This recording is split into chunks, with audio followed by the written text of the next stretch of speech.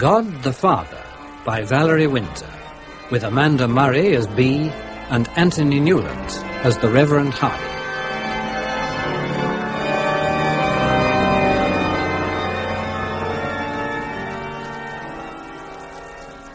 April the 20th, 1910.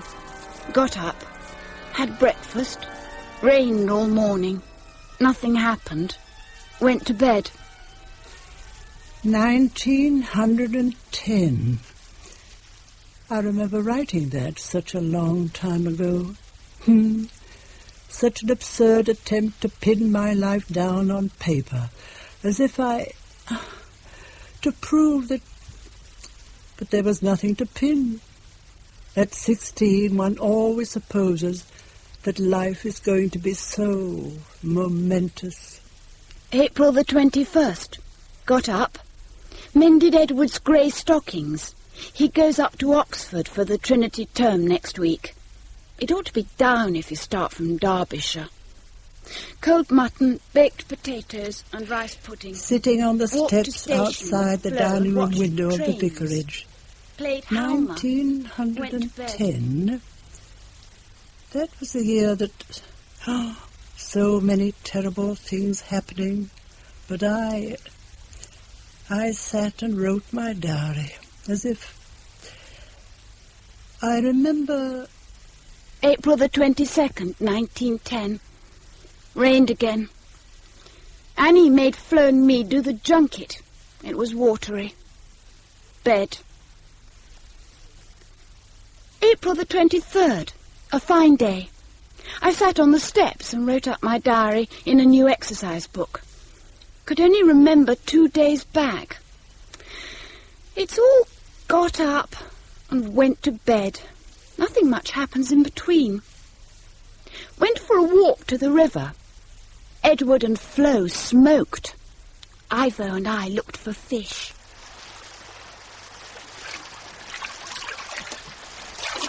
There's one, Bee, look. Catch him. You're not concentrating. Shh. There, in the pool, near the bridge. It's huge. It's a trout. Where? There, in the deep bit.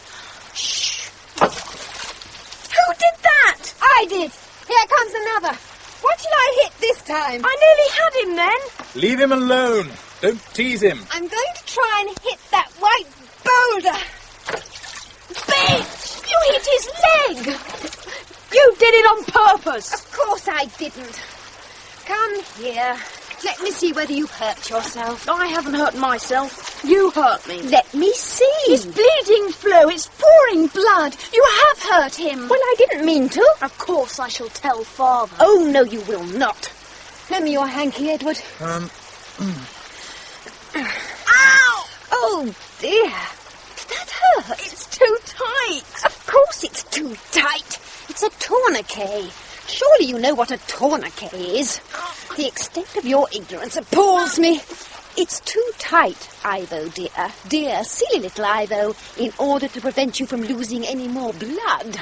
I should hate you to bleed to death on my account. Stop teasing him, Flo. Loosen the thing off. A joke's a joke. So it is. A joke is a joke. You're absolutely right. How very perceptive you've become. Such are the benefits of an Oxford education. What a silly fuss about nothing. It's only a graze. Shut your mouth, Bee. You look like a fish. Flo! It's getting cold. Well, what shall we do then? Shall we go home?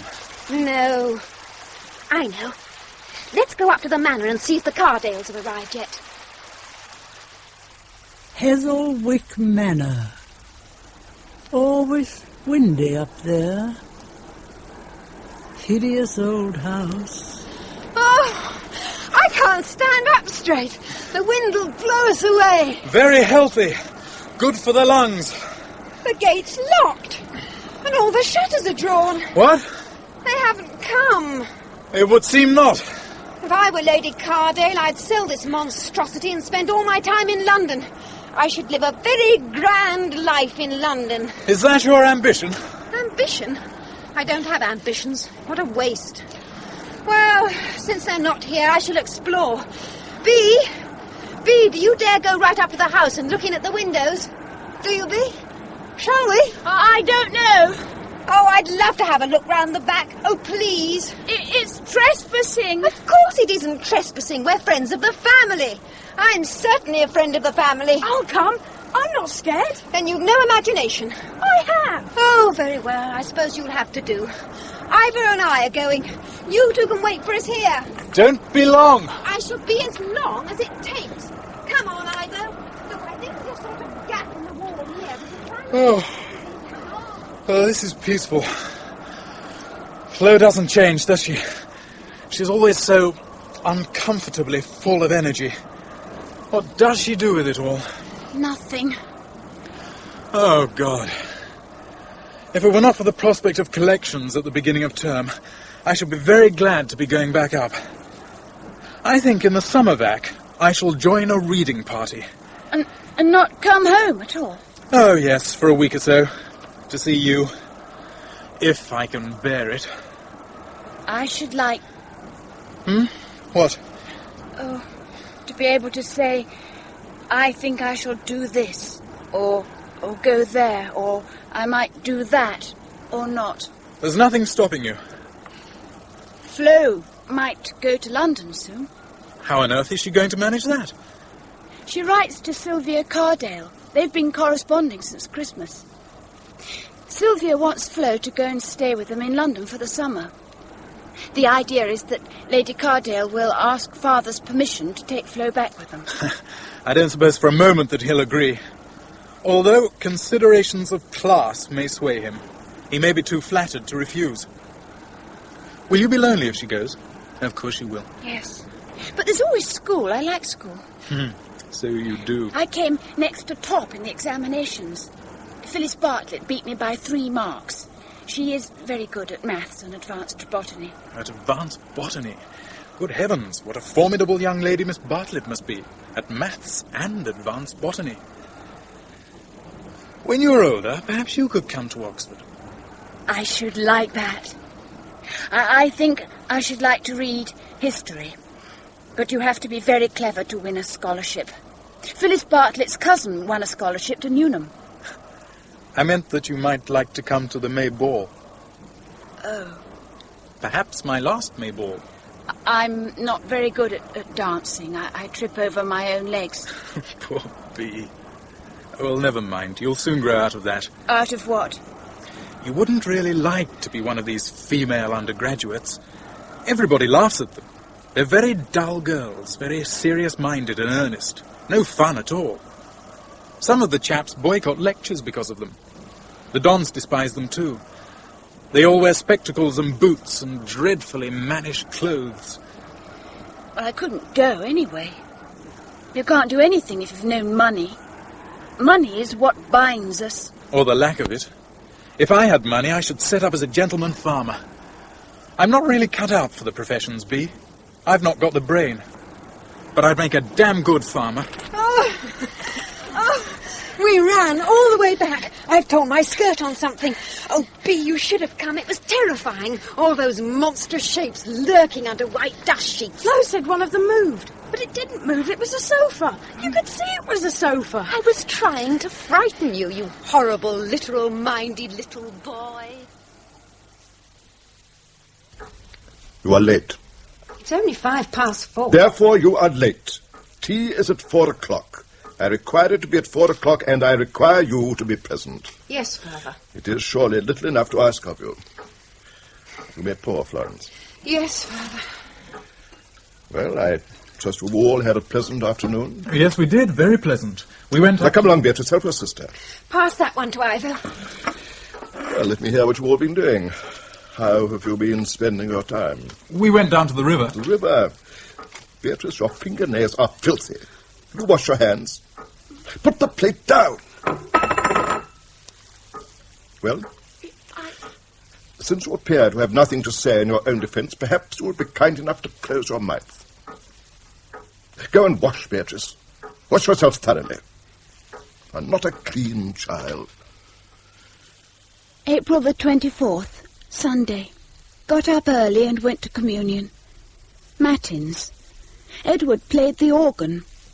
Ivo took his best snail to race along choir stall during sermon, won twopence because one of the tenors trod on Harold Preston's snail.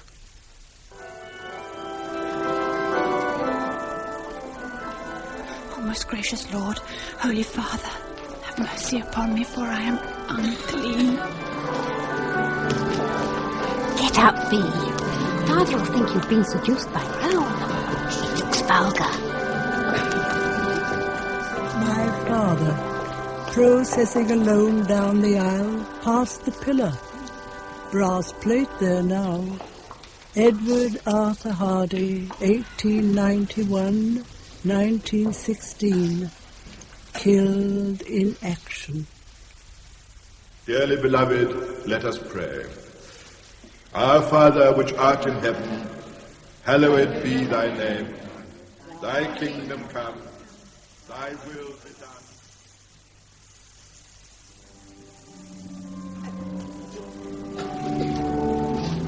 Come on, wake up, B. It's our turn now. You go first. Lord, I am not worthy to come to this thy table. Hold out your hands for the wafer. He's coming nearer. I can see his boots, size 9. The great crucified Christ, with his hangdog, martyred face, stares down at me from the east window. I can feel his eyes. And now I'm eating Christ's flesh, which was given for me. And it sticks dry, tasteless to the roof of my mouth.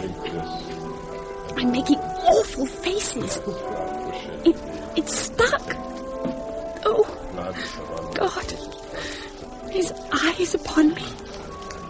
He's coming back, kicking his surplice with his polished boots. What have I to do with God or he with me? Now I open my mouth and fill it with Christ's blood. Did you get a good swig, B? I did. A claret, I thought. When I'm rich and famous, I shall... Oh, I shall be one or the other. Believe me, Ivor, my pet, and with luck I shall be both. You'll have to pump harder, B. There's still no water in the tap. Is that enough, Flo? Yes. Oh, I hate Sundays. It's all church. Now then, you girls, you finished them potatoes yet? As a matter of fact, we've hardly started them, Annie. Well, you hurry up then. Come on, Miss B, you'll have to do something about yourself before morning service. Why is it always us? Why can't Edward peel the potatoes for a change? He's not entirely useless. I could do them. You are entirely useless. Oh, yeah, that's enough of that, Miss Flo. The day a man in any house I have the running of peels a potato, that's the day I go down the pit. But it's not fair, Annie. Neither's a blackamoor. You can put them on to boil when you've done. Really? Father's coming. I can't hear him. Listen, he's coming down the hall. You are strange, B. I'm sure you must flinch every time he turns over in bed. Morning, Florence. Good morning, Father. Beatrice. Morning, Ivo. Beatrice. Beatrice, what are you doing? You have soaked the front of your dress. You must try to be less clumsy. I must speak to your headmistress. Perhaps a course in new rhythmical dance or some Swedish exercises. Very well, then go and tidy yourself at church. Yes, Father. I'm glad to see you engaged in such useful work, Florence. Peeling potatoes. You must all eat. But tell me, have you observed whether or not your sister always remembers to use soap when she washes? Of course she does.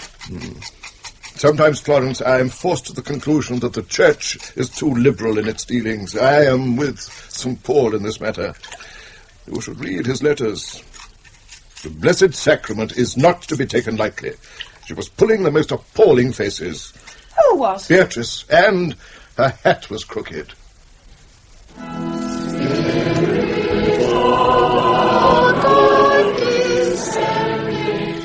Look, Dean. The Cardales have arrived. Shh. Look, the Cardale pew. Sylvia's there, and Basil. Oh, God, please let it be all right about London. Look at Sylvia's hair, Bee. Turn round. She's cut her hair off. It's all frizzy. Father's looking at us. Basil really is awfully good looking, don't you think? What? Yes. Oh. I wonder if Lady Carday will ask Father about London today. But short hair would suit me. You can do that sort of thing in London. My text this morning is taken from Paul's letter to the Philippians, chapter 1, verse 29. For unto you is given in the behalf of Christ not only to believe on him, but also to suffer for his sake. Very soft and white. Not only to I was believe on imagining him, nails hammered but into them. also to suffer for his sake. Let us consider very carefully this morning, then, what it means to be one of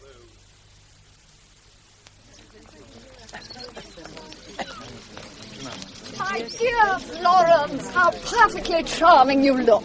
And Beatrice, too. You grow more and more like your poor dear mother. Of course, you won't remember her, will you? Now, you must all come and visit us as soon as you may. I want to have that very special word with your father, Florence. Thank you very much. Not at all, my dear. We're looking forward to having you. Henry? Yes, dear? Henry, they must come to tea. We must send the motor for them. Oh, yes, dear. Let me see. What about Tuesday? That'd be lovely. Splendid. And how's your poor dear father? Most interesting sermon, we thought, didn't we, Henry? Huh? Oh, yes.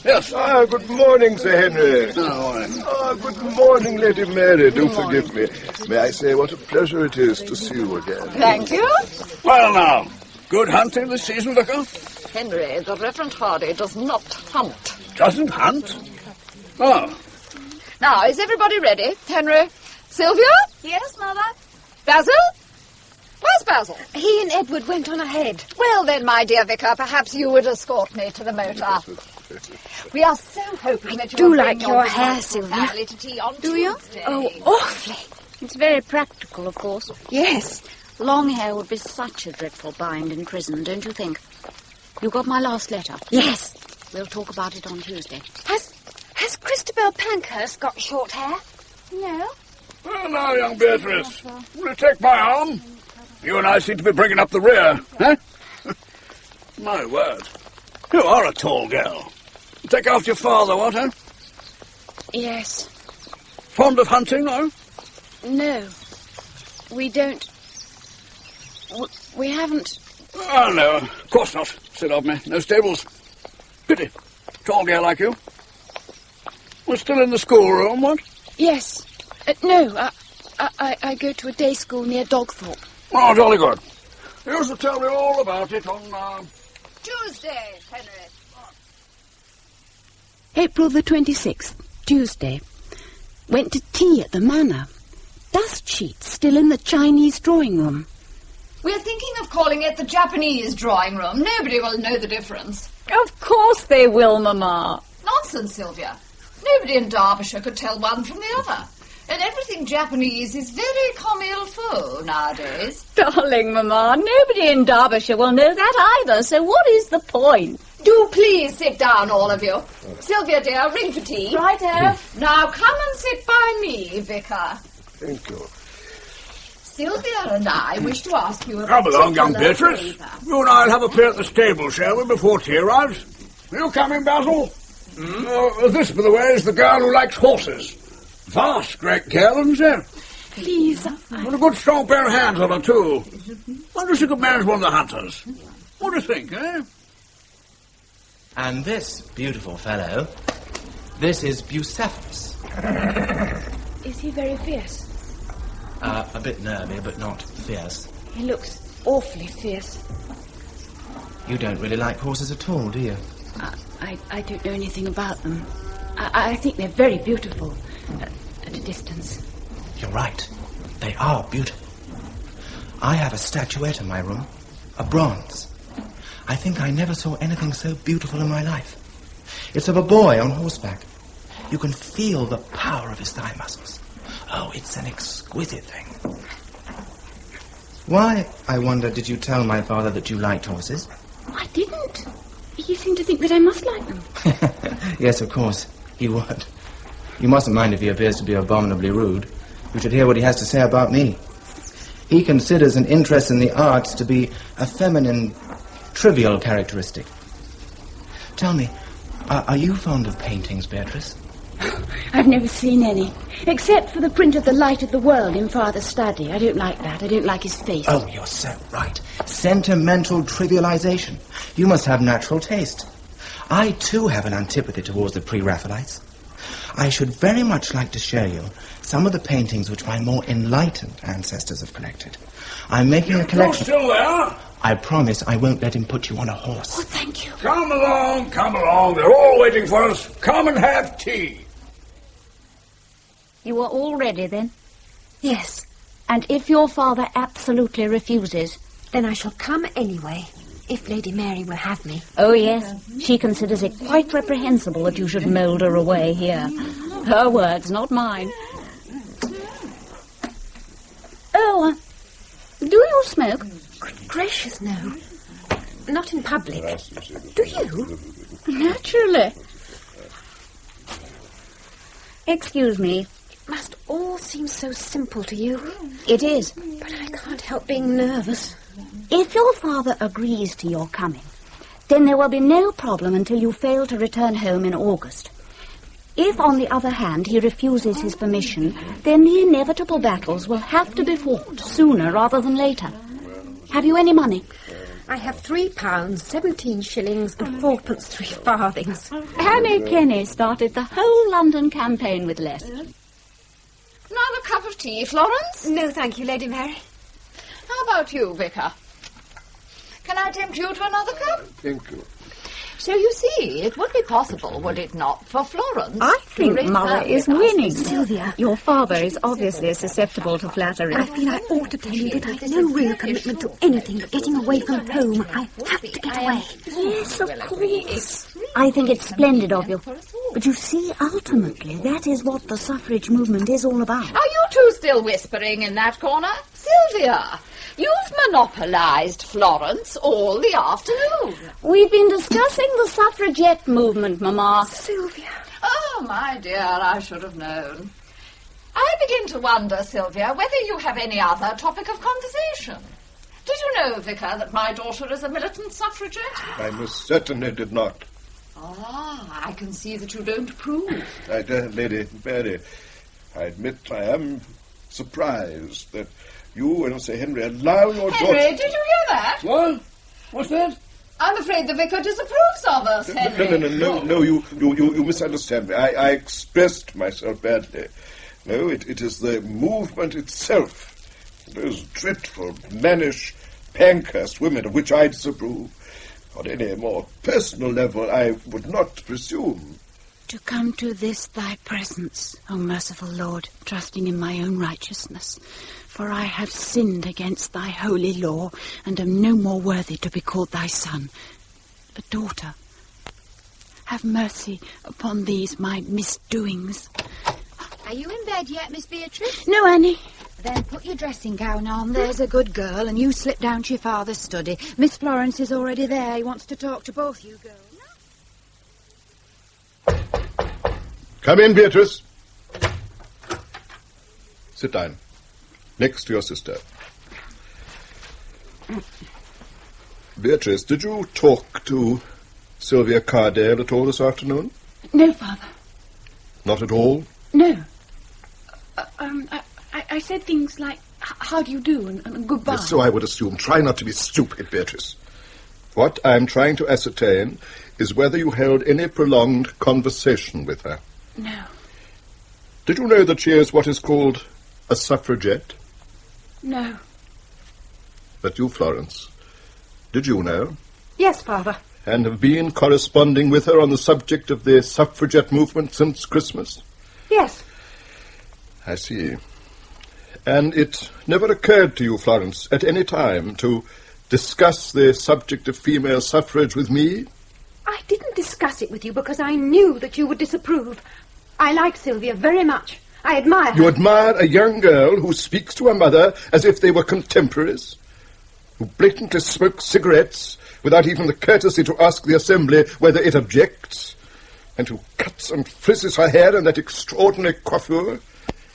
I cannot approve your judgment, Florence. I know she behaves rather oddly sometimes, but underneath, she's really a very clever person. By the very use of that word clever in connection with Miss Cardale, you further condemn her and what she purports to stand for. Cleverness is a very facile attribute based on what I can only suppose is a low form of animal cunning. I knew you'd disapprove. I knew exactly what you'd say. Then I'm happy not to have disappointed you. But I would like an opportunity to explain my attitude. Of course, and I shall be most interested to hear what you have to say, when perhaps you have become more rational. But I'm In the not meantime, I must ask you both to terminate all communication with Miss Cardale. You, Florence, will cease to correspond with her and will drop your friendship forthwith. Is that understood? Yes, Father. Florence. No, Father. It is not understood. I beg your pardon. I do not acknowledge any understanding between us on this matter. Then let me rephrase my requirements. You can order me to stop writing to Sylvia. You can order me not to speak to her or see her again. But I don't see how you can enforce your orders. Beatrice, I think that you had better go to bed. I don't suppose you intend to beat me, and you can hardly lock me up. Let me remind you that I should be quite within my rights if I chose to do either of those things, or both. However, we are, I should hope, a little more civilized than our forefathers. Then I wonder how you intend to prevent me from doing as I choose. Go to bed, Beatrice. You know that the Cardales have invited me to stay with them in London for a few weeks. And you must realize, my dear Florence, I am surprised that you should even mention the subject under the circumstances, that I cannot possibly allow you to accept their invitation. I have already accepted. I have decided to go. It is not for you to decide. It is not for you to make decisions. Your duty is to obey. I leave tomorrow. I think not. Please, Father. I want to go so much. Oh, my dear child, my dear girl, believe me, a father's duty is a particularly painful one, but I believe that I should be failing in it if I allowed you to come under unnatural and harmful influences. I have a moral and legal duty towards you. What else can I do but very regretfully forbid you to go? But I want to go. I must. You don't understand. I want to go. Want? How are you to know what you want? The blind will. I'm sorry, Florence, the answer is no. And suppose I disobey you? I think that you will not. Beatrice, will you please go to bed? Now! Close the door behind you.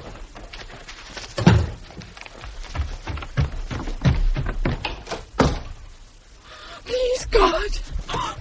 No daughter of mine will speak to me like that in my Please own let house. them stop shouting down there. That might well suit both of us. Please, God, I can't bear his anger. I will not discuss this matter any further. You are hysterical and irrational. Please, God, stop. Go to your room at once.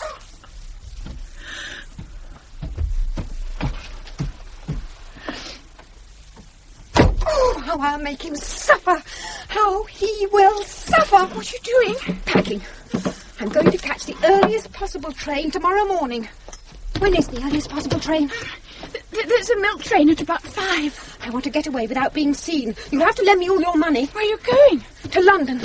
I'm going to the Cardales exactly as planned. Almost exactly as planned. And I've no intention of ever coming back if I can help it.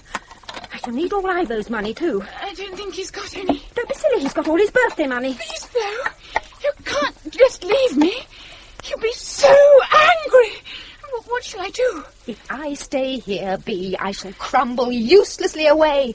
Nothing will change, unless it gets worse. When you're older, you must get away too. You have to be selfish, Bee. It's not easy. And selfishness is ground into us from birth, but it does no good to anyone. Can I have your travelling bag as well? Bee, I'm going now. I daren't wait. I don't want to be seen. I'll write to you. I'll write as often as I can. It'll be all right. I'll make it all right. I'm sorry that I have to leave you, Bee, but one day when it's your turn, we'll have a little house together and no one will bother us again. Keep an eye on Ivo. Goodbye. I never heard her go. In the morning. For what we are about to receive, may the Lord make us truly thankful. Amen.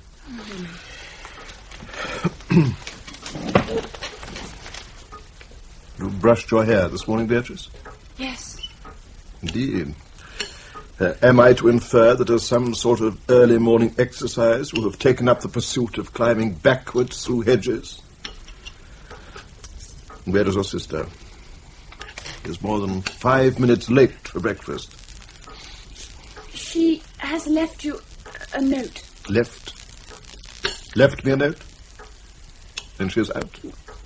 No, I... Where is she? Where is she gone? Where is this note? Do you know anything about this, Ivo? No, except that she took all my money.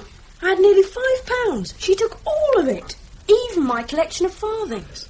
I see. And did Florence take all your money too, Beatrice? Yes. And has presumably gone to London. Yes. Yes, it is all clear to me. I have been disobeyed. No, thank you, Beatrice. I have no desire to read this note of hers. You may throw it away. Until your sister returns, I desire no communication with her. Doubtless we may expect the return of the prodigal daughter as soon as she has spent all the money which she has stolen. I think we may trust in the efficacy of economic pressures. The policy of laissez-faire generally brings about the required result. Stop playing with that miserable piece of bread, Beatrice, and eat it!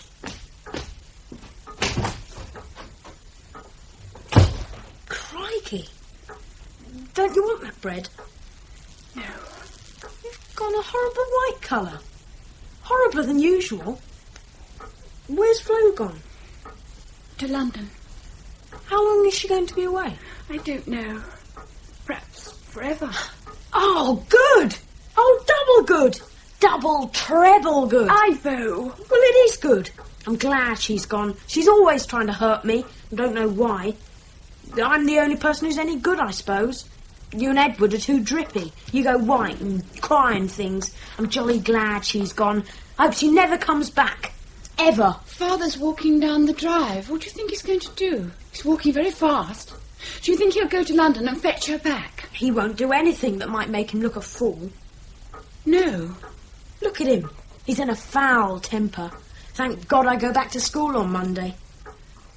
When you go back to school on Monday, I shall be here all on my own with Father. Every weekend. Every evening. For weeks. April the 29th. I've been too busy to write. There is a lot to do. I have to help Annie. Nothing has happened. We haven't heard from Flo. Father won't talk about her. I walk about on tiptoe and try not to be noticed. We are to say in the village that she is visiting friends. I have been thinking about... Beatrice? Oh, yes. Oh, I'm sorry. What is that? What are you writing? This is some schoolwork. Yes. Schoolwork. Yes, Beatrice, I've been wondering whether there is any point in your returning to school next week. I'm sure that you can use your time more valuably here. I have written to Miss Bennet Price explaining the circumstances and informing her of my decision. You mean that I've got to leave school? The woman charges exorbitant fees, and for what? I can see no particular advantage in your continuing your education. The house is full of books, which you may read if you so wish. But gracious Beatrice, you are 16 years old. It's time that you undertook some of your responsibilities, both in the house and as my daughter in the parish. Which reminds me, I came to ask you if you would do something about the dead daffodils in the altar vases. In so simple and so brief a fashion, one's life can be turned upside down. I ran to the church to deal with the daffodils. O most gracious Lord and Father, turn not thy countenance from me. Standing there at the altar, underneath the glass Christ in the east window, mumbling my incessant prayers to a God who... God the Father, the Almighty. I got into such a muddle. His face, Father's face, the humble and humiliated Christ above me, offering the pattern.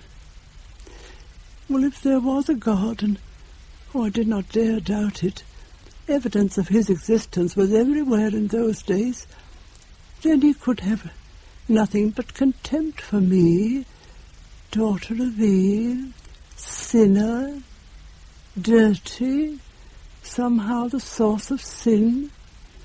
Of course he would turn his countenance from me to hide his laughter. What are you doing? Shush! Ugh, what a stink. Ivo, Father has just told me that I've got to leave school. Why do their stems go slimy? Oh, they do stink. What am I going to do? Crikey, I don't know. What about? About school. I don't want to leave, but he's already sent the letter to Miss Bennett Price. I should be bloody thankful if I were you. Wish I could leave school. But I don't want to. I think what it'll mean. It's a pretty silly school anyway. You can do exactly what you like all day now. You'll be absolutely free. Free? Do you believe in God, Ivo? No. Not even a little bit? Well, a little bit, yes. I wish I didn't. But Harold Preston and I are rationalists. Ivo, do you believe in human sacrifice? Perhaps I mean self-sacrifice, but that suggests that it's voluntary. You see, if you believe in God and in Jesus and all that, then you have to believe in sacrifice because it's part of the pattern. Oh. Flo said you have to be selfish. But if you are Oh, by chosen, the way, did you want to see our dissected rabbit? If you are chosen, do you have to submit? Bee! Let this cup pass from my lips, please. Do you want to? No. Don't know why girls are so feeble. I just thought it might interest you. It might cheer you up. Oh, not now, later. It won't wait. It smells vile already. Wish I could get hold of some preserving fluid. I wish Flo hadn't taken all my money. Flo! I'll write to Flo. She'll know what to do. What did she say in her letter? What letter? The one from Flo. She hasn't written to me yet. Yes, she has. Then where is it? I don't know. If you haven't got it, it's probably still on the dresser in the hall. But I did not remember seeing any letter. I ground some fresh flowers into a vase and carefully wrapped the decomposing daffodils in a sheet of newspaper before running across to the house. There were no letters on the hall dresser. Beatrice, was that you who came bursting into the house, leaving the front door wide open? When are you going to acquire a mode of behaviour befitting your sex? And why are you clutching that newspaper? And what on earth is that smell? Where's the letter? I want the letter. There was a letter from Flo to me. There was. Well, then where is it? I want it. I burnt it. I do not wish you to receive letters from your sister while she persists in her disobedience. I do not wish you to become infected with her ideas. You burnt it? Yes, it was my duty. But what did she say? Is she well? My dear Beatrice, I did not open the letter. It was, as you pointed out, addressed to you. It went unopened and unread into the kitchen stove. Well, run along and dispose of that nasty little parcel. You'd better change your dress. Or did you wish to say something? No? Very well, then. Go and tidy yourself. How could I tidy myself? I never really knew how. I was as I was. So I lay on my bed and wrote. Dear Flo, Father burnt your letter. So I suggest you send all future letters care of the post office, and I will collect them. I don't know what to do. You must help me. It's about school. And there, every day, lying on my bed, I wrote my diary. Ah, bleak little entries. May the 3rd. This would have been the first day of term. Ivo has gone back. It's very lonely. After lunch, to post office, as usual. Nothing. The king is ill. May the 7th. I have drawn a black frame round yesterday's date because the king died. May the 11th. After lunch, as usual, to post office. Mr. Preston said the Edwardian age has drawn to its close. Oh, very true. Very true. Change and decay. I'm ever so sorry, Miss Beatrice. There's nothing for you. Oh, well... Maybe tomorrow, eh? Yes. If I didn't know you so well, Miss Beatrice, I'd think you were expecting a love letter. Take no notice of Mrs. Preston. She reads too much. How's Master Ivo? Back at prep school. You'll miss him. Our Harold misses him, that's for sure. Lost without him. Yes. Well, thank you. Goodbye. Goodbye, dear. Hope your father's keeping well.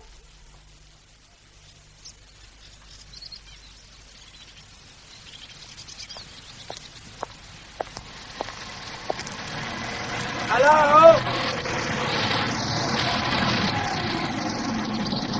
Beatrice? Beatrice Hardy? Can I give you a lift? You appear to be in a hurry. Oh, Mr. Cardale! Basil, please. Come on, climb in. I shall neither kidnap you nor assault you. There. Let me put the rug over your knees. All right, Bilby. Are you warm enough? Yes, thank you. Meeting you like this is extremely fortuitous. You're exactly the person I most wish to see. I have a letter for you. From Flo? From Flo. I was told to deliver it into your hands and into your hands alone. So, hold out your hands. Oh, thank you. Not at all. How is Flo? She was exceptionally well when I left this morning. Why don't you read her letter? Or would you rather wait until you were alone? If you don't mind. Not at all. What are you doing? Hiding it down my boot. Gracious. Tell me, did you generally keep your private correspondence in your boots? I didn't want Father to see it. He burnt the last letter. Did he? Well, I don't suppose he's taken Flo's flight to London particularly well. Not at all well. No. Well, you can understand that. He's a Victorian. He believes in the divine right of the paterfamilias. And why not? Mr. Cardale! Basil. Oh, yes. If I put myself in his position for a moment, I can well appreciate how badly it appears that my mother and sister have behaved. Could it be... Could you please stop the car? I think I ought to walk from here. Let me at least take you through the village. Oh, no, thank you. Stop here, would you, Bilby? People might see there's so much gossip. And you're afraid your father might hear of it? Is all this really necessary? I don't want to make him angry. I don't like it when he's angry. I don't know the word. He oppresses me. I am sore oppressed. You are what? I would like to please him, but I can't. I try to propitiate him. Would you like to telephone, Florence? You could come up to the manor and use our phone. Could I? Of course you could. When would you like to come? Tomorrow? Tomorrow afternoon? I usually go for a walk in the afternoon. May I really telephone? Of course. May the 12th. After lunch, walked to the manor. Phoned Flo. Could hear her voice, very odd and scratchy sounding, but perfectly clear. Can you hear me, Bee? You sound scratchy. So do you. You got my letter this time. Yes. I'm so sorry about this school business. What a blow. Yes. Still, it was rather a stuffy, old-fashioned sort of place. I liked it. Well, I don't know what I can do, Bee. I've written to Edward. He might have some influence with Father. Do you think so? Certainly more than I have. Is it all absolutely frightful at home? Yes. And here I am having a perfectly brilliant time.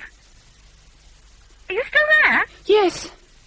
Look, send me your letters via Basil. He's going to be up and down all summer. It'll be safer if you can send them with him, and I will too. He burnt your your last letter, Flo. So you said. Poor father. Is he very angry then? Yes. Hurt pride? Oh, do you think so? Well, he doesn't own us, for heaven's sake. I think he does. Yes, I think he does, in law. Well, I won't be owned. I refuse to belong to anyone, legally or any other way. Sometimes I think his anger will burn me up. I think he owns me. The Lord knoweth them I can't that are hear a his... word, darling. There are mighty rushing wind noises down the line. We shall have to stop. Please come home, Flo. Goodbye. Take care of yourself. Oh, love to Annie. Goodbye, Flo. Finished?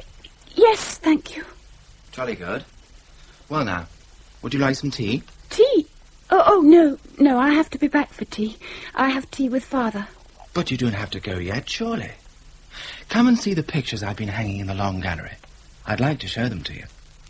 I long to show them to someone who is not obsessed either with politics or horseflesh. My family are entirely without taste, but you know, among the junk amassed by my ancestors, there is some absolutely marvellous stuff. I listened to him in such an admiring, such an ignorant silence, while he talked of the great passion of his life. One of the great passions. I misinterpreted it all. I thought... he was grateful, I suppose, for an interested audience. Any audience. But I thought... And these two I found tied up in an old sheet in the attic. I'm taking them to London with me tomorrow to get them cleaned. You're going back to London tomorrow? I could take a letter back with me if you like. I shall be catching the 11:15 tomorrow morning. Will you come and see me off? You could bring the letter then. No, the trouble is, it's very difficult. I don't think I could get out in the morning. I really do find it very hard to believe that your father is quite the ogre you make him out to be. Oh, no, he's not an ogre. Not at all. You don't understand. It's me. You're certainly not an ogre. No, but it's my fault. What is? He makes me feel it's my fault. It's the effect I have on him. You are late. But it's only 10 to 4.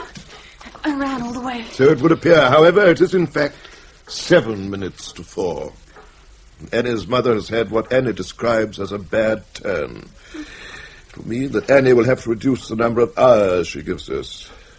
What a blessing it is that you have left school. Yes. Immense blessing. It's amazing how things work out for the best. God works in a mysterious way. Yes, very mysterious. Such an occasion gives added weight to the phrase, God knows. What do you mean? By what? By very mysterious. I was agreeing with you. You said it very oddly. Very mysterious. You said it oddly. I'll go and put the kettle on. These details of everyday administration confine me at every turn. For example, the cleaning of the church. Beatrice? Yes? Perhaps you could organize the rota for me for the next 3 months. Me? Your name is Beatrice, I believe. It was your mother's choice. She was fond of things Italian. I don't think I had supposed that you would be glad to help to ease the burden. Then there is the question of Sunday school. Sunday school? Mrs. Vesey has sent to tell me that she is suffering from arthritis in her knee. I was hoping to visit her tomorrow, but then there is the service. But tomorrow morning? Yes, possibly. It will not inconvenience you, will it? You will be fully occupied with your work in the house. I wondered, could I perhaps visit her? My dear Beatrice, what a very kind thought. I think that is an excellent idea. I could perhaps take her some flowers or some jam, a little present. Good. I am delighted, Beatrice. I hadn't thought... But never mind. Oh, excellent.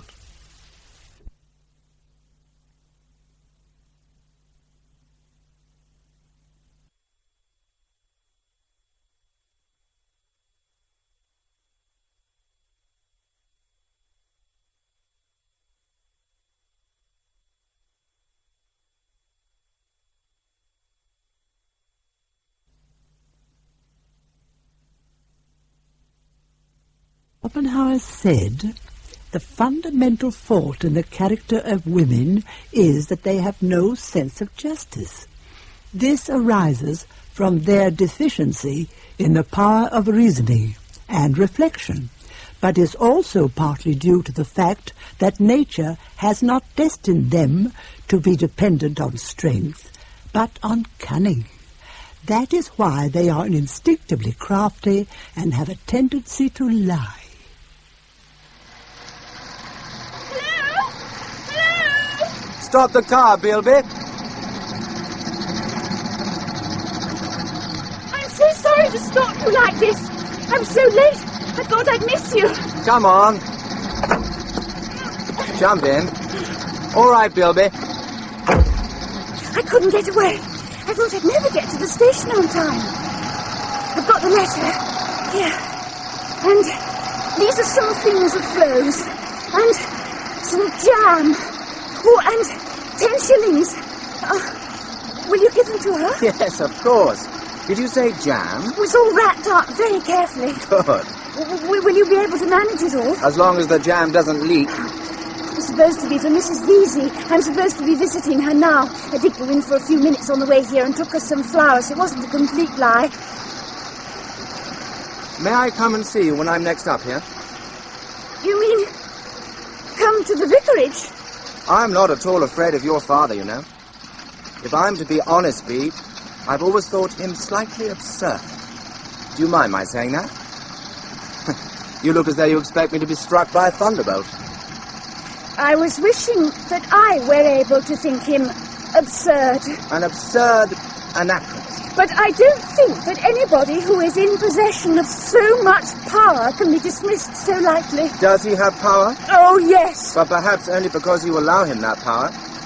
Nobody can be said to possess power unless others are willing to submit to it. The one is useless without the other. Here we are. 3 minutes to spare. That bag in a smoking compartment, Bilby. Well, I shall say goodbye then, Bee. Goodbye. It's customary, you know, for friends to kiss each other goodbye. That's better. Hope to see you again very soon. I'll give your love to Flo. May the 13th. Today something happened. My first kiss. On my left cheek, near the corner of my mouth.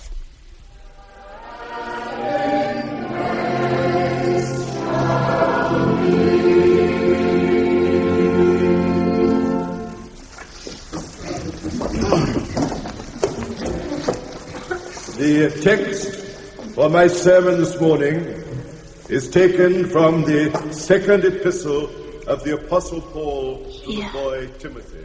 Near the corner. Nevertheless, the foundation of God standeth sure, very gently, having this seal. The Lord knoweth them that are his.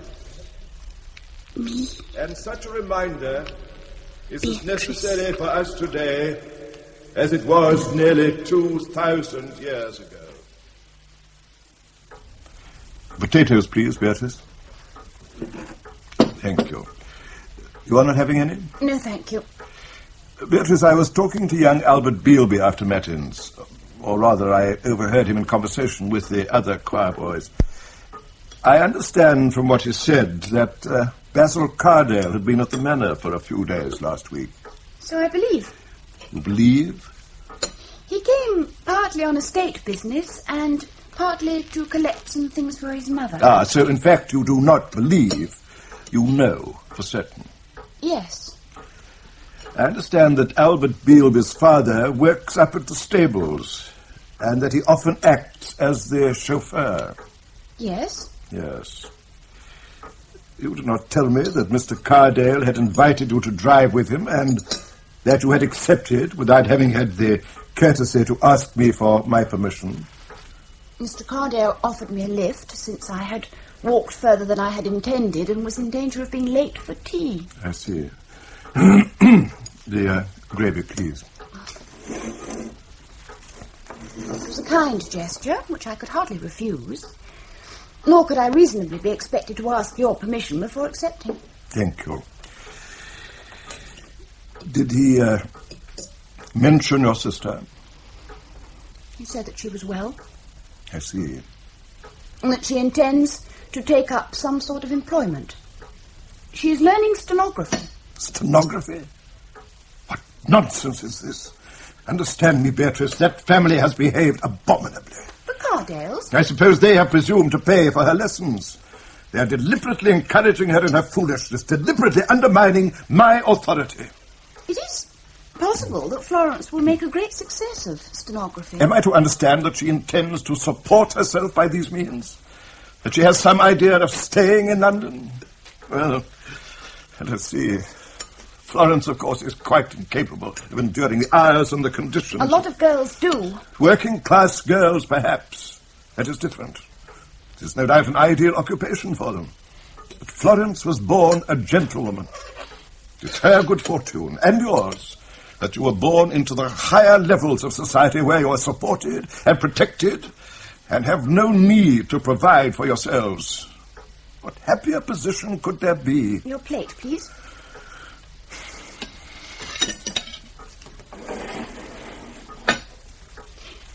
Mr. Cardale asked if he might come to see us when he's next in Hasselwick. I would prefer to have nothing to do with that family. But surely you have no quarrel with Basil?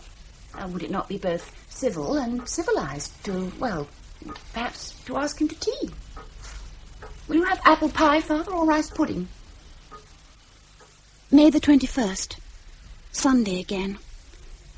It seems to be Sunday more often than it is not. A wet day. It always seems to rain on Sunday. Father complained about the... Brass polish, Beatrice. I notice a small dried residue of it in the eye of the lectern. It is not like you. I rely on you for the efficient execution of the domestic trivia connected both with the house and with the church. These are your provinces. Yes. I cannot be expected to deal with dried brass polish. No, of course not. You look very well, Beatrice. You look less... Well, you look altogether more... Well, I am glad to see that your life so markedly agrees with you. You look very well, Beatrice, Father said. He meant that I was conforming to his idea of a daughter. Father reinforced in his position, and correspondingly God in his. June, July, August, such a summer, every day burning hot, brilliantly sunny. But was it? No, of course not. Of course it was not. It was a normal English summer. August the 24th, 1910. Edward came home today for a whole week. I took the dog cart to the station to meet him. He saw Flo when he was in London, where he stayed the night on his way up from Sussex.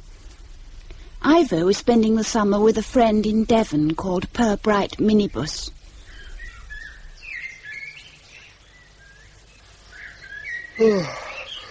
Oh, Lord B. Nothing changes, does it? Everything is exactly as it was. A kind of voluntary suffocation. I can't imagine why I allow myself to be suffocated for form's sake. I thought you came to see me. Oh, yes, I did. Of course I did. But you have changed. I know. I barely recognized you. By the way, I met a friend of yours when I was in London. You know, of course, to whom I refer. Basil. Yes, when I went to see Flo. He was there, at the Clements Inn offices. We had lunch. You're blushing, Bee. I am not. You have seen a great deal of him this summer, I gather. He's very kind, very interesting. I like him very much. Yes. Bee, I think you ought to go back to school. School? I'd forgotten about school. And about your ambitions. Surely you wanted to beat a certain Miss Phyllis something or other at maths. At maths and botany, yes. Would you like to go back to school? Yes. Yes, I would. But it isn't possible. I don't think about it anymore. I've discussed this at great length with Flo. We're both worried. We both feel that it's very important you should go back to school. I intend to speak to Father about it when a propitious moment arises. My dear Edward, it is hardly for you to interfere. Unless you intend to pay the bills for your sister's education, I cannot see that it is any of your business. I am not sure that you're being entirely fair, Father. Fair? I have always been scrupulously fair. It ill becomes you to accuse me of being unfair. Unfair to Beatrice, Father. I feel it is very important Beatrice should continue her education. To what end? Why, I don't know to what end. She might want to follow a career. She is already doing so. I meant in the world. There is no place for women in the world. Oh, come. Oh, that simply isn't true. You have no idea. Women are breaking into all sorts of professions these days. Breaking in, precisely. You choose your words well. Some unwomanly creatures, I cannot use the epithet that I would wish, may succeed in breaking in. They will soon discover their limitations. But can you imagine Beatrice in such a situation? She has no aggression in her. None at all. Oh, it is my judgment that as you and Ivo must make your own ways in the world, it is my duty to provide you with an education that will fit you to do so. Beatrice has no further need of school. Indeed, it might only unsettle her. Oh, but surely, while I take your point, you of all people must grant that education is an end in itself. The house is full of books. I think she very much wants to return to school. Edward, what the female of the species thinks she wants and what in fact she needs are two different things, as you will learn when you are older. Their satisfactions are not to be found in the world of action and ideas, but in the domestic role to which they are biologically fitted. Look at Beatrice herself. Look how she blooms. Look how she blossoms. The last few months quietly running the house and the parish have been the making of her. Your mother was the same. She was full of absurd ideas until she married. She, too, blossomed in domesticity. Mother died. Of tuberculosis, Edward. The house is damp. All you say may very well be true. It probably is. But there are other considerations. I wonder if you've noticed how introverted Bea has become. Introverted? What am I to understand by introverted? She has thrown altogether too much on her own resources. She needs companionship. She needs to mix with other girls of her own age, to have friends, and some sort of amusement in her life. Yes. Yes, I can appreciate that. It must often be lonely for her with none of you at home. Well, I shall give the matter my attention. I do not care to be accused of unfairness by my own son. Well, now, tell me all about your reading party. Oh, it went very well, I think. I quite enjoyed it. By the way, I saw Florence when I was in London. Do you use the word quite in its absolute or in its relative sense? She has had her hair cut off. It rather suits... I prefer not to discuss Florence.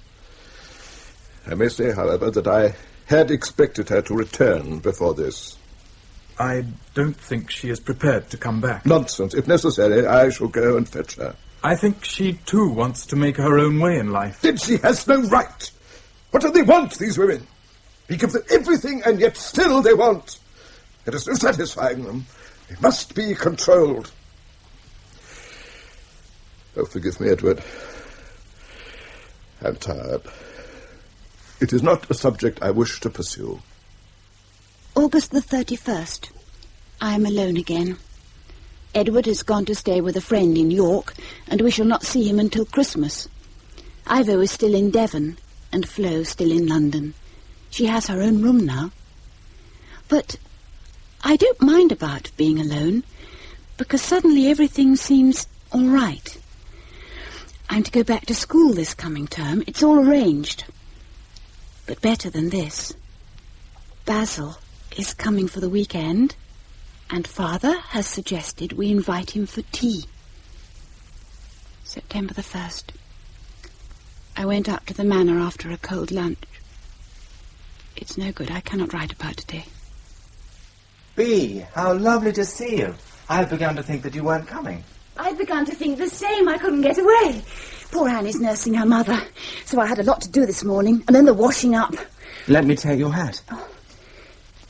And your coat. Thank you. That will be for you. For me? Flo, she said she'd ring at about 2:30. You answer it. Hello? Who's that? Is that you, Flo? Bee! Yes. Oh, good. How are you? Very well, thank you. And you? Bee, darling, I want to talk to you very seriously. Is Basil there? Oh, do you want to speak to him? I can call him. No. I just wondered whether he was within hearing distance. Well, I don't think so. Good. Now listen, Bee. It's about... Well, Edward and I have been rather worried. Of course, probably now that you're going back to school... Next term. I'm going to work very hard, Flo. Only Edward said you'd grown up so much and seemed to have forgotten all about school. What I'm trying to ask you is how fond you've become of Basil. I would have thought that was my business. Yes, of course it is. Oh, dear. It's just that you and he seem to have become such good friends that we were rather afraid you might... Bee, it really would be an awfully good thing if you could involve yourself in schoolwork and make lots of friends. We were rather afraid you might imagine that you were falling in love with him. I am not imagining anything. Because we couldn't bear you to be hurt. Oh, I see. He's engaged to be married already. No. Well, not exactly. He has a mistress. Good heavens, no. There is no need to laugh at me. Darling, I wasn't laughing at you. It's no good. I shall just have to tell you straight out. Basil is a homosexual. Oh? You don't know what it means, do you? No. It means that he doesn't like women. He likes me? Yes, of course he likes you. He likes you very much. But he can only fall in love with another man. I don't believe you. I'm sorry. Men do tend to like one another more than they like women. Yes, I suppose they do. Most of them want to exclude us from almost everything. I thought he liked me. He does. I'm sure he does. But you mustn't start hoping he won't. It'll just be friendship. I feel sick. Go back to school. Work hard and forget all about it. You feel betrayed. You should feel that you've been freed. Bee? Are you still there? Bee? Bee? Oh, I'm sorry. I'm so sorry. I thought you'd finished. I have. What's the matter? Are you ill? You look dreadful. No. I'm going home now. Bee, please, what is it? Goodbye. At least tell me what is the matter. Nothing is the matter. Where did you put my hat? In the library. All right. If you insist on going, then I'll drive you home. I would prefer to walk, thank you. And I would prefer it if you explained to me why you're behaving like this. What's happened, Bee? Flo told me you were... that you... I've forgotten the word. I see. I feel sick. Well, what she told you is perfectly true. But I cannot help what I feel. I shan't pretend to you that I'm ashamed, Bee. But I really am very sorry that it has upset you so much. What on earth made Flo feel she had to tell you that? Because she thought I... Please, may I have my hat? You still feeling sick? Yes, a bit. I'm sorry that that it disgusts you. It doesn't disgust me at all. Then why... I don't judge you. I'm not thinking about you. I'm thinking about me. I don't like being despised. You don't think that I despise you? Yes. Because of that? Yes. Because I'm not a man. Oh, that's ridiculous. I imagine it's something one has to get used to. I ought to have got used to it already. I have grown up with it. It's even part of the teaching of the church. I can understand why you should prefer men. Anything that is not a manly virtue can safely be relegated to us. All the negative things. I've been brought up with it. Of course you prefer men. Who wouldn't? It was stupid of me to think that... But I don't like being despised. I'm sorry, Bea. It never occurred to me that you might think... what I am, what I feel, has nothing to do with our friendship. I have truly valued that. What am I to do about your father's invitation to tea tomorrow? Do you still want me to come? It's of no consequence. No consequence whatever. Anyway, I'm going back to school soon. I'm going to try for a scholarship. I shall have a lot of catching up to do, so I shall be very busy indeed, extremely busy. Would you please fetch my hat now? Schopenhauer said, "It is only the man whose intellect is clouded by his sexual instinct who could give that stunted, narrow-shouldered, broad-hipped, and short-legged race the name of the fair sex. One would be more justified in calling them the unaesthetic sex." September the 3rd. Basil came to tea as arranged. A very awkward occasion. I felt very tired. Went to bed early. September the 8th. Busy getting ready for school next week. There is a lot to do. I'm glad to have so much to think about. Take the hem down about 2 inches, but no more. We can move the buttons. So that's 2 new blouses. And you'll have to have some sort of bust bodice or some stays. And stockings. And where's your school hat? Oh, in the wardrobe somewhere. Well, at least that should fit, unless your head's grown. You better go into Derby tomorrow. I'll come in and get the vicarage luncheon all laid out, and you can get the bits you need at Pritchard's. It'll make a nice day out for you. A nice day? Did I have a nice day? I bought... what did I buy? I bought a pair of pale violet stays. Beautiful. Lightly boned and trimmed with lace. Highly unsuitable. Ah, such a silly young girl sitting in the train on the journey home. I remember that. Basil Cardale. Basil Cardale. Basil Cardale. Sitting in the train, clutching my parcels, I remember that. Planning. What? My brilliant career, scholarships, a degree, a career in... I am Beatrice Hardy. I am nearly 17. On Monday, I shall go back to school, and I shall work to become someone of my own. Excuse me, miss. Mind out at way, dear. You getting out or not? Sorry. Miss Beatrice? Miss Beatrice Hardy? Yes? Give me your parcels, miss. Ponytrap's waiting for you. Doctor sent it. It's the vicar, Miss Beatrice. He's been taken ill. This way, miss. Your father has had a stroke, Beatrice. Do you know what that means? Yes. He's in here. Miss Schofield has made up a bed for him. Mustn't cry, Annie. Miss B, such a terrible shock. I didn't know Well, what to Beatrice, do. this is a distressing business. Your father has suffered a severe stroke. However, with careful and devoted nursing, he should make a reasonable recovery. I know that I can trust you to make a splendid little nurse. I go back to school on Monday. I'm afraid any thought of returning to school is quite out of the question. Your father is seriously ill. Yes. Why is he making that noise? Will he die? He has every chance of making a satisfactory recovery.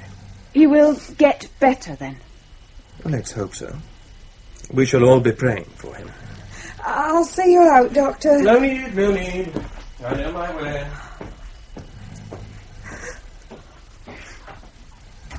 Do you know what I think, Annie? I think he did it on purpose. Oh, Miss B, that's a wicked thing to say. Your poor father. I don't mean him.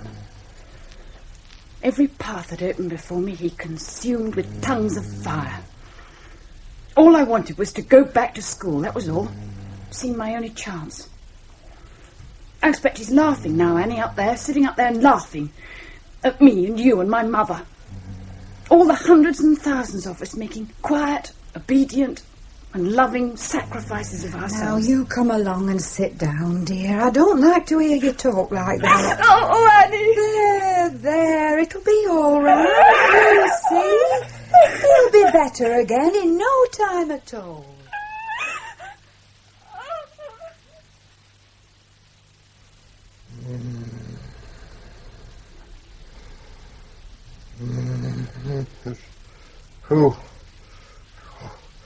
Who is there? Are you awake? What? What are you trying to say? Who? It's me, Beatrice. Beatrice. Yes. Beatrice.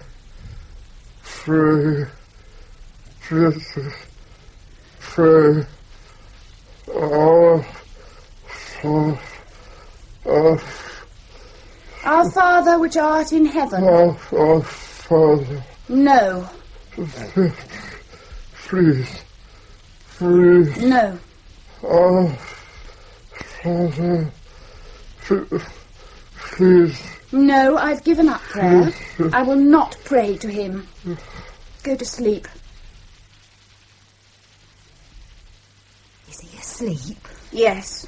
He looks much better, Miss B. Don't you think so? Yes. I rather wish he'd died. Beatrice. October the 12th, 1910.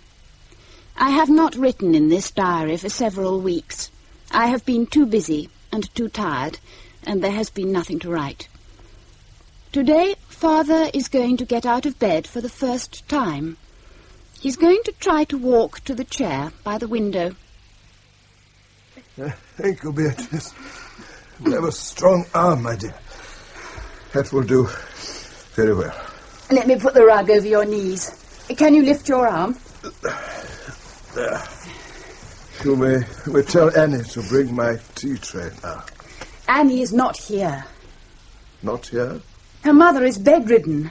She comes only when she can. Ah, yes. Yes, of course. I had forgotten.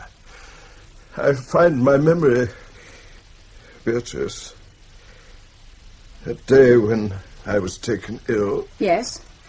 I received a letter from Florence that day. It came with the second post. Direction was typewritten. I did not associate the envelope with Florence. I opened it. I believe the shock was... It was a terrible letter, Beatrice. You are surely not implying that Flo's letter was responsible for your stroke. Is there something wrong, Beatrice? I'll get your tea now. You sound very sharp. I have a headache. I'm sorry to hear that. Your mother suffered from headaches. It is a very common complaint, I believe. November the 6th. Father celebrated communion this morning and later attended matins. With the help of a stick, he is able to get about well, but can do little with his hands. A plague of mice in the larder. November the 12th. Father spoke to me about Flo again. I have made the decision, Beatrice. I'm going to London on Monday. I intend to return with Florence. I have allowed the situation to get out of hand, imagining that circumstances would conspire to bring Florence to her senses. You will see that her bed is aired. House is damp at this time of the year. I really don't think that you are well enough yet. It is a very long journey. I will stay overnight and return on Thursday. I shall manage well enough with my stick. It'll be a waste of time. She will not come. And why should she? Because she is my daughter, Beatrice. That is why. November the 14th. Father to London. Aired Flo's bed. November the 16th. Father arrived home. Alone. As I expected. He was very angry. Your sister Beatrice is nothing better than a whore. A common whore. Forgive me. It is reprehensible of me to use such words in your presence. She would not come. He stood there, my own daughter, brazenly defying me. I ordered her, I reminded her of her sacred duty of obedience, and still she would not come. She has cut her hair off, you know. She looks absurd. Oh, Beatrice, this is a godless age.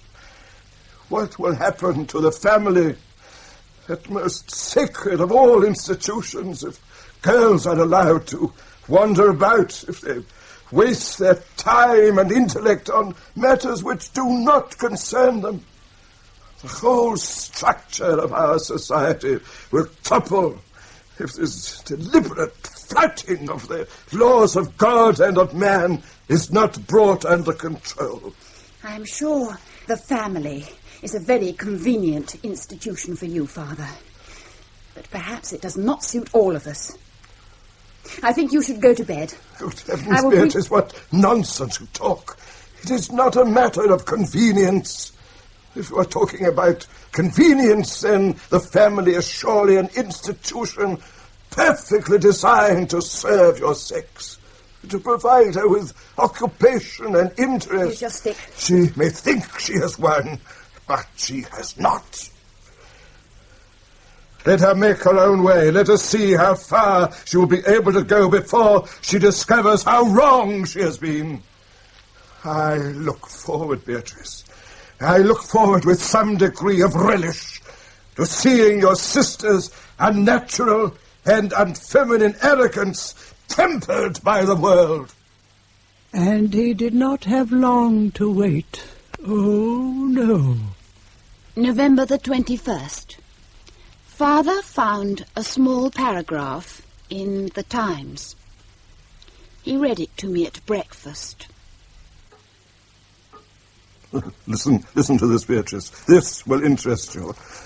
This morning, 3 members of the WSPU appeared at Bow Street Magistrate Court, charged with damage to property amounting to the sum of £175. Mrs. Margaret Hayden French, Miss Pamela Huff, and Miss Florence Hardy had used hammers and stones to smash windows in Oxford Street. All 3 women, having refused to pay their fines, were imprisoned for 1 month. You see, I knew the world would deal with Florence. Let us see how she enjoys her stay in Holloway. Laughing. Piece of toast in his hand, laughing. Later that day...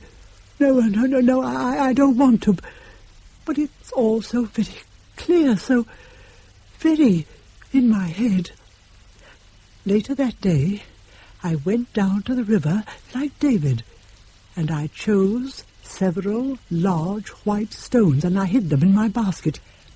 And then I collected the keys from the hall dresser. Is that you, Beatrice? Yes. Where are you going? To clean the church. Surely this is not your day. Seems a convenient moment. Walking calmly down the aisle, very calm, I knew exactly what I was going to do.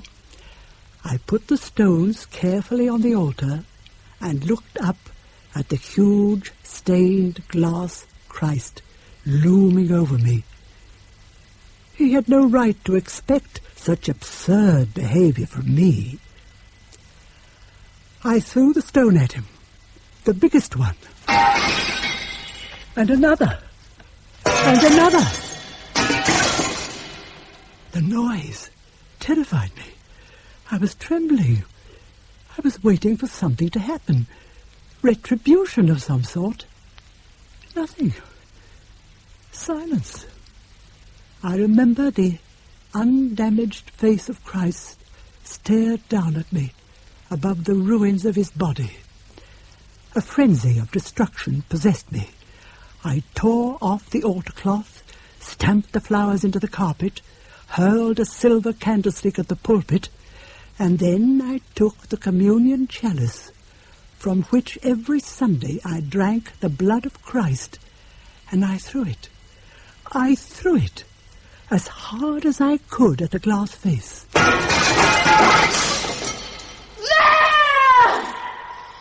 Now look what I've done! Now look what I've done to you! A terrible, terrible noise. Oh, but it appeared that neither God nor man was listening. A futile gesture. It was growing dark. I gathered up my dusters and went quietly back to the vicarage to light the lamps and prepare supper. November the 22nd, 1910. Last night, hooligans broke into the church, which I had forgotten to lock after I did the cleaning. They broke the priceless east window and did a great deal of completely pointless damage. Father wept. He is quite broken by it all. I, on the other hand, had a quiet, busy, but highly satisfactory day. Glory be to the Father, and to the Son, and to the Holy Ghost, as it was in the beginning, is now, and ever shall be, world without end.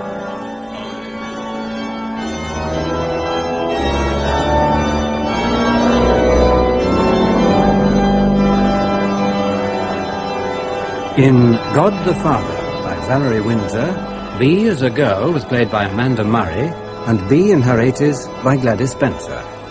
The Reverend Hardy was played by Anthony Newlands, Flo by Joanna Wake, Ivo by Adam Godley, and Edward by Stephen Malatat. Sir Henry Cardale and the Station Master were played by Geoffrey Banks, Lady Cardale by Rosalind Knight, Basil by Gareth Forward, Sylvia by Linda Gardner, and Annie by Judith Barker. Mrs. Preston and the woman in the station were Paula Tilbrook, and Mr. Preston and the doctor Russell Dixon. The play was directed in Manchester by Kay Patrick.